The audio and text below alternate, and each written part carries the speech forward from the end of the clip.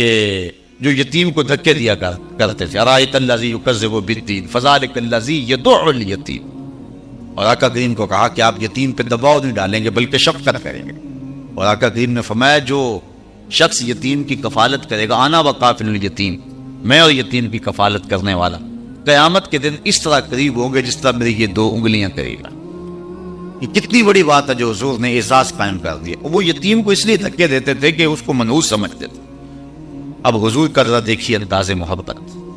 ایک غیر مسلم اسلام لاتا ہے تو بعد میں انٹرویو کیے جاتے ہیں کہ کون کون سی قدر اسلام کی ہے جس نے تمہیں متاثر کیا، تو اس سے پوچھا گیا کہ اسلام کی کس قدر نے تمہیں اسلام کے قریب کیا، تو اس نے جو جواب دیا اس نے کہا کہ سیرت کا ایک واقعہ میری ہدایت کا باعث بنا۔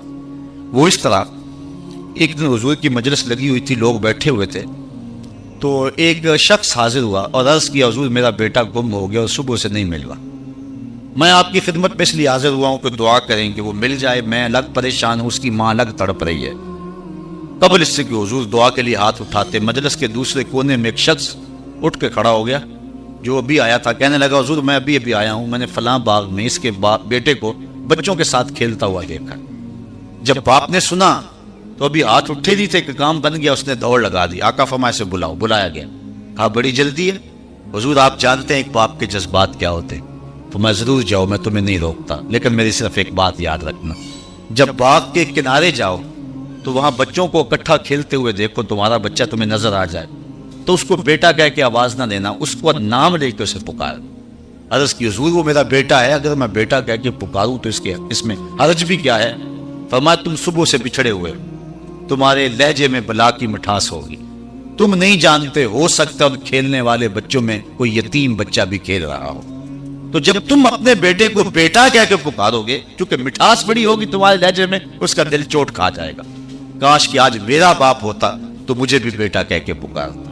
وہ کہتا ہے یہ واقعہ میری ہدایت کا باعث بن گیا کہ اتنا نزاکت قلبیہ کا لحاظ، یہ کہا یہ اسلام کا مزاج ہے، بیوہ کے سامنے اپنی بیوی سے پیار نہ کرو، غریب کے سامنے اپنی دولت کی نمائش نہ کرو، بلکہ حضور نے یہاں تک فرمایا اپنے گوشت کی خوشبو سے ہمسائے کو تکلیف نہ دو، یا تو تھوڑا سا شوربہ زیادہ ڈال لو، یا ایسے زاویے ایسے وقت پکاؤ کہ ہمسائے کے بچے سو چکے، مزدور کے بچے ضد کر بیٹھے اور وہ ضد پوری نہ کر سکے تو پھر ان کے آنسو کون پوچھے گا اور کون ان کو چپ کرائے گا؟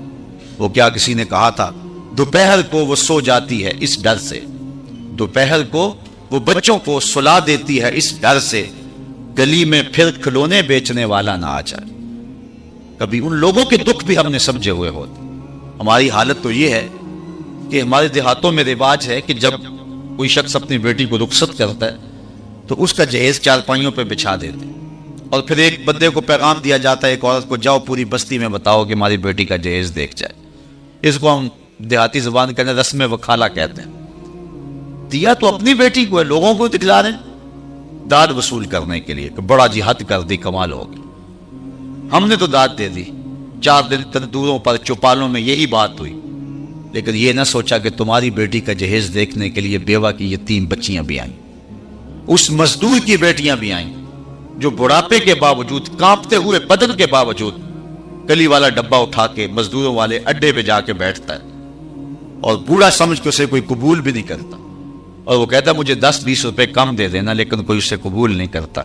جب دوپہر کو وہ اپنا سامان سمیٹ کے، دیسی کانڈی سمیٹ کے جب وہ واپس پلٹتا ہے تو کوئی جانتا ہے کہ اس کے قدم کتنے بوچھل ہوتے ہیں، جبکہ وہ اپنی بیوی کو کہہ کے آیا تھا جو مزدوری ملے گی اس کا آٹا لے کر کے آؤں گا۔ گھر کی دہلیز عبور کرنا اس کے لیے پل صراط عبور کرنے کے مترادف ہوتا ہے، اور اندر کپڑے سی کے اور دیگر مزدوریاں کر کے اپنے جہیز کی تیاری کرنے والی بیٹیاں جب اپنے باپ کو یوں خالی آتے ہوئے دیکھتی ہیں تو جو کچوکے، جو زخم ان کے سینے پہ لگتے ہیں، لفظوں میں اس کو بیان نہیں کیا جا سکتا۔ تمہاری بیٹی کا جہیز دیکھنے کے لیے اس مزدور کی بیٹیاں بھی آئیں، تم نے تو داد وصول کر لی، لیکن جو زخم ان کے کلیجے پہ لگے اس کا مداوع کس کے پاس ہے؟ تارا ٹوٹتا سب نے دیکھا، یہ نہ دیکھا ایک نے بھی، کس کی آنکھ سے آنسو ٹپکا، کس کا سہارا چھوٹ گیا۔ اللہ نے اپنے محبوب کو کہا کہ محبوب فَأَمَّا الْيَتِيمَ فَلَا تَقْهَرْ، یتیم پر دباؤ نہیں ڈالنا ہے۔ علامہ اقبال انجمن حمایت اسلام، یہ جو لاہور کا یتیم خانہ دار الشفقت، اس کے ایک سالانہ اجلاس کے اندر ایک نظم پڑی تھی، نالہ یتیم. اس میں یتیم کے دکھڑے بیان کرتے ہیں کہ جب چاند چڑھتا ہے عید کا تو سارے بچے چھتوں پہ چڑھ کے چاند دیکھتے ہیں، یتیم بچہ بھی چڑھتا ہے چھت پہ، اور جب واپس چاند نظر آتا ہے تو سارے اپنے ماں باپ کی باہوں میں جھولتے ہیں اور مبارکباد وصول کرتے ہیں. اور یتیم بچہ جب سیڑھیاں اترتا ہے تو اس کا استقبال کرنے والا کوئی نہیں ہوتا. اور پھر جو اس کی حالت ہوتی ہے، اقبال نے وہ حد کر دی اس کے جذبات کی عکاسی. بات لمبی ہوگی، آخر میں وہ کہتا ہے یتیم تیرے دکھوں کا سہارا کوئی نہیں، آج تجھے میں رسول اللہ کی چوکھٹ پہ لے چلوں. تصور ہی تصور میں اسے حضور کے دربار میں لے جاتا ہے. اور آقا کریم علیہ السلام پھر امت سے مخاطب ہو کے کہتے ہیں، گر تم سمجھو تو 100 باتوں کی یہ ایک بات ہے، آبرو میری یتیمی کی تمہارے ہاتھ. یہ لفظ کہہ کے حضرت اقبال نے چندے کی اپیل کی تھی، لوگوں نے اپنی جیبیں الٹ دی تھی. تو غریب کا اور یتیم کا سہارا آمنا کا لال ہے، اور اللہ نے اپنے محبوب کے دل کو گداز اور نرم بنایا ہوا تھا، اتنا نرم کہ زخم کسی کو ہو نبی بے چین ہو جاتے. یار غزوہ بدر میں کافر خون کے پیاسے بن کے آئے تھے، لیکن 70 مارے گئے، 70 قید ہو گئے. حضرت بلال کہتے ہیں حضور مسجد کے سین میں کبھی دائیں کبھی بائیں جا رہے ہیں. میں نے کہا اللہ جو ہے وہ میرے ماں باپ آپ پہ قربان ہو، کیا میں ماجرا ہے کہ آپ آرام نہیں فرما رہے؟ تو حضور نے فرمایا ان کی رسیاں سختی سے باندھ دی گئی، اس لیے مجھے نیند نہیں آ رہی. حضرت بلال نے اور صحابہ نے جو آگے ہو کر کے وہ قیدیوں کی رسیوں کو ڈھیلا کیا، پھر حضور علیہ الصلوۃ والسلام جو ہے وہ راحت فرمائی. جو کافروں کے لیے اتنے شفیق اور نرم دل ہیں تو وہ اپنوں کے لیے کتنے شفیق ہوں گے اور کتنے نرم دل ہوں گے. امام رازی نے لکھا ہے کہ حضور کی رقاقت قلبی کا عالم یہ ہے، لو تدخل شوکۃ فی رجل احدکم لوجدت علما. فرمایا اے صحابہ تمہارے پاؤں میں کانٹا بھی چبھے تو اس کی تکلیف مجھے ہوتی. اور اللہ نے قرآن مجید میں حضور کے اس مزاج کو بیان کیا، عزیز علیہ ما عنتم، تمہارا مشقت میں پڑنا اس پہ گراں گزرتا ہے، تم مصیبت میں پڑو تو نبی بے چین ہو جاتا ہے. اللہ تعالیٰ جل شانہ اپنی رحمت نازل فرمائے. حضور کا پیار اس امت کو جو نصیب ہوا ہے، یہ ایک دن کا محفل میلاد کیا پتہ نہیں کیا ہو گیا امت میں، یہ کیوں اختلاف ہے؟ میں سمجھ نہیں رہا کیوں اختلاف ہے. میں تو کہتا ہوں ساری زندگی بھی محفل میلاد میں گزار دی جائے پھر بھی حق شکر ادا نہ. حضور نے اتنا پیار کیا ہمارے پاس، اللہ کی قسم ہمارے بدن پہ اتنے بال نہیں ہیں جتنے رسول اللہ کے احسانات ہیں. اتنا کرم اور اتنا فضل اور اتنا لحاظ رکھا. اور آج دنیا پہ جو اتنا خیال رکھتے ہیں، کل قیامت کے دن کتنا خیال رکھیں. فَأَمَّا الْيَتِيمَ فَلَا تَقْهَرْ، یتیم پہ دباؤ نہ ڈالو. وَأَمَّا السَّائِلَ فَلَا تَنْهَرْ، اور سائل کو جھڑکو نہ. وَأَمَّا بِنِعْمَتِ رَبِّكَ فَحَدِّثْ، اور اپنے رب کی نعمت کا خوب چرچا کرو. اللہ نعمت دے، کرم نوازی فرمائے تو اس کا اظہار کرو، چرچا کرو، اس پر گفتگو کرو، اس پہ بات کرو، تشکر بجا لاؤ.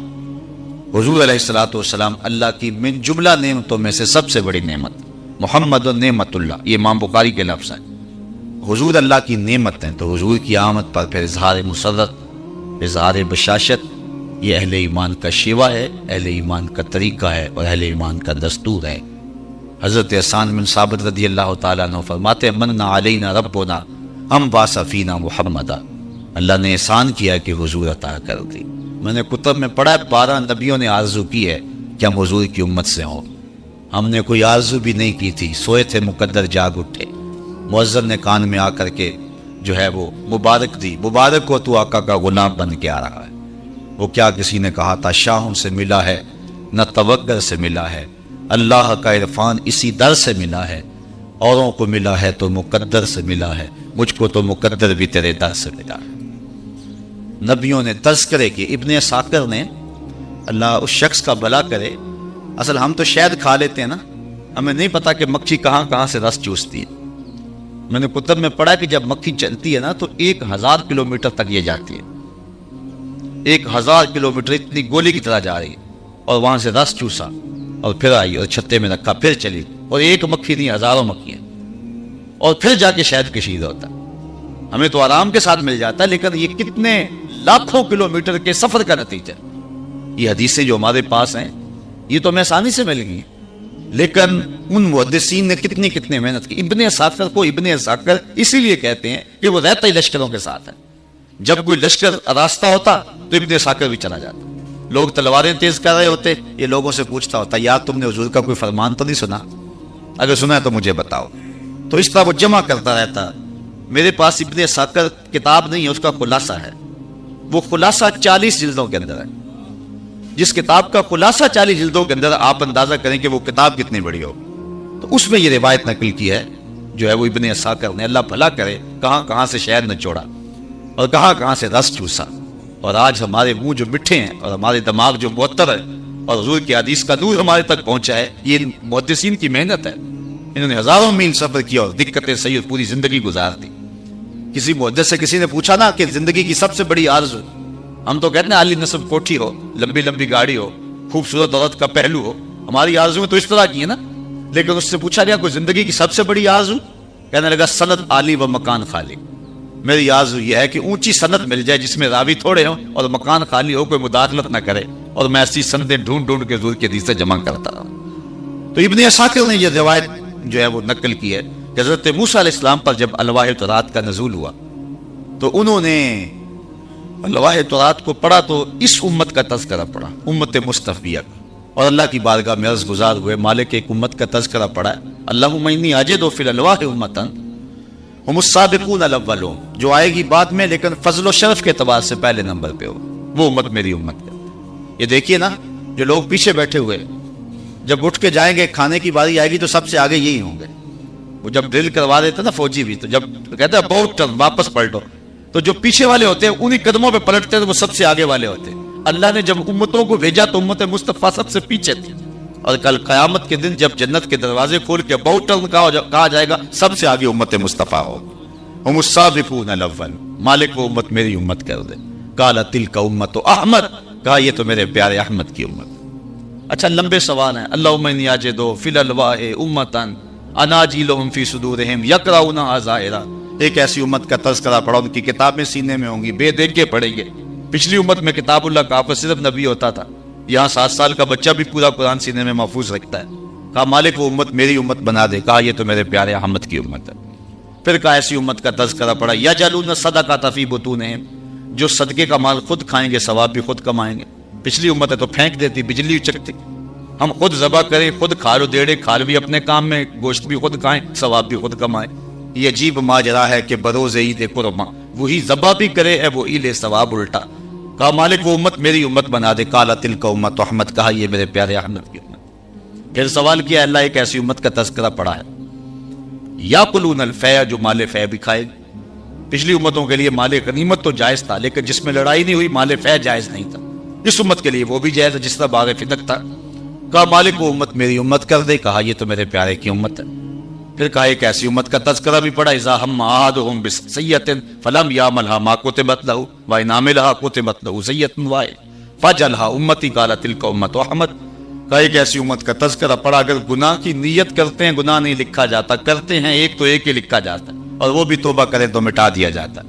وہ امت میری امت کرتے. کہا یہ بھی پیارے کی امت ہے. پھر سوال کیا اللہم انی اجد فی الالواح امتا اذا ہم احدہم بحسنۃ فلم یعملھا کتبت لہ وان عملھا کتبت لہ عشر حسنات فجعلھا امتی. مالک وہ امت میری امت کر دے. نیکی کی نیت کرے گی، نیکی کی نہیں لکھ دی جائے گی. قیامت کے دن ایک شخص نامہ اعمال کھولے گا، حج لکھا ہوگا. عرض کرے گا مالک میں نے تو حج کیا ہی نہیں. ارشاد ہوگا نہیں کیا، ہم پتہ ہے، لیکن جب حاجیوں کے قافلے جاتے تھے تیرا دل تو تڑپتا تھا نا، ہم نے اس تڑپ کی وجہ سے تیرے نامہ اعمال میں حج لکھ.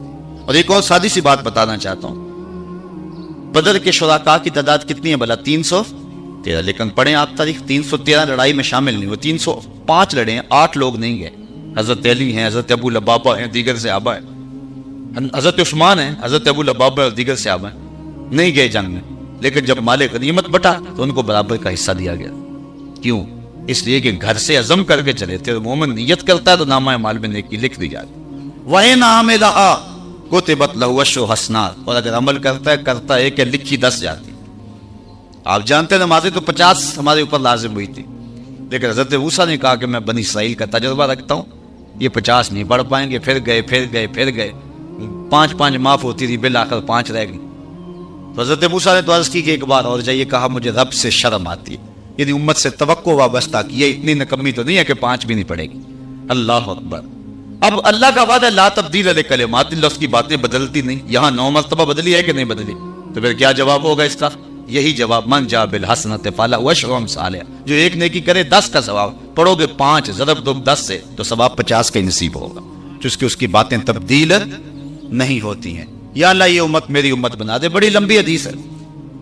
ایسے علماء ہوں گے جن کو اللہ علم بڑا دے گا، اس امت میں ہوں گے، اے اللہ وہ امت میری امت کر دے، دجال کو قتل کریں گے وہ امت میری امت کر دے۔ جواب ملتا رہا تلک امت احمد۔ تو پھر حضرت موسیٰ نے آخر میں عرض کی، اللہم اجعلنی من امت احمد، اے اللہ مجھے اس نبی کی امت سے کر دے۔ یار نبی آرزو کرتے رہے۔ حضرت عیسیٰ علیہ السلام نے اپنی قوم کو کہا، انجیل برنباس کے لفظ ہیں، یہ پہلا حصہ تو قرآن کے دامن میں بھی ہے، مبشرا برسول یاتی من بعد اسمہ احمد، کہ میرے بعد وہی آئے گا جس کا نام احمد ہوگا۔ تو ایک حواری اٹھ کے کھڑا ہو جاتا ہے اور کہتا ہے، حضرت جس کے قصیدے آپ بھی پڑھ رہے ہیں کیا وہ آپ سے بھی افضل ہوگا؟ یہ ایک حواری پوچھتے ہیں، 12 حواری تھے حضرت عیسیٰ علیہ السلام کے، کہا جس کے قصیدے آپ پڑھ رہے ہیں کیا وہ آپ سے بھی افضل ہوگا؟ حیرت سے پوچھا۔ انجیل برنباس میں لفظ، حضرت عیسیٰ نے کہا، حیرت کی بات، افضل کی بات کرتے ہو؟ وہ تو اتنی عظمتوں کا حامل ہے، اگر اس کے نالین کے تسمے کھولنے کی سعادت ابن مریم کو مل جائے تو یہ بھی مقدر کی بات، وہ اتنا رفیع المرتبت ہوگا، وہ اتنا اونچا ہوگا۔ یہ میری اور آپ کی فیروز بختی کہ ہمیں اس نبی کی امت ہونا نصیب ہوا ہے۔ تو آئیے ہم اس نبی کے دین کے لیے میدان عمل میں آئیں۔ ہمیں 5 گانہ نماز بوجھ بن رہا ہے، قطر نہیں ایسا، یہ تو فرض ہے، یہ تو لازم ہے، 750 مرتبہ رب نے مختلف سیغوں کے ساتھ جو ہے وہ حکم ہمیں دیا ہے۔ آئیے میں اور آپ آج سے اس محفل کے اندر سے عزم کر کے اٹھیں کہ آج کے بعد نماز نہیں چھوڑیں گے۔ دیکھیے یہ تو میلاد کا لفظ ہے نا عربی کا، اردو میں تو اس کو یوم پیدائش کہتے ہیں، پنجابی میں جمن دیہڑا کہہ لیں گے، اور اگر چلے جائیں آپ اس کو لے جائیں انگلش میں تو اس کو برتھ ڈے کہتے ہیں۔ تو آپ جاتے ہیں جب کسی کی برتھ ڈے پہ کا تو کبھی خالی ہاتھ تو نہیں گئے، کوئی نہ کوئی تحفہ تو لے جاتے ہیں، یار وہ جس جو اسے پسند ہے وہ خوش ہوگا۔ تو حضور کے میلاد پہ ہم خالی ہاتھ تو نہیں آئیں گے، حضور کو بھی کوئی تحفہ پیش کریں نا، اور وہ کون سا جس سے حضور خوش ہوں۔ اور حضور کس سے خوش ہوتے ہیں؟ جو قرۃ عینی فی الصلاۃ، میری آنکھوں کی ٹھنڈک نماز میں رکھی۔